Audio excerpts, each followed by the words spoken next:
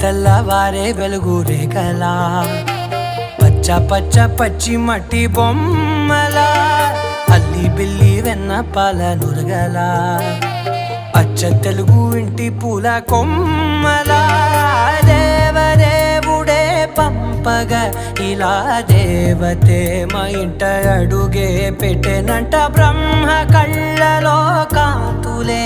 మా అమ్మలా మా కోసం మళ్ళీ లాలి పాడేనంట.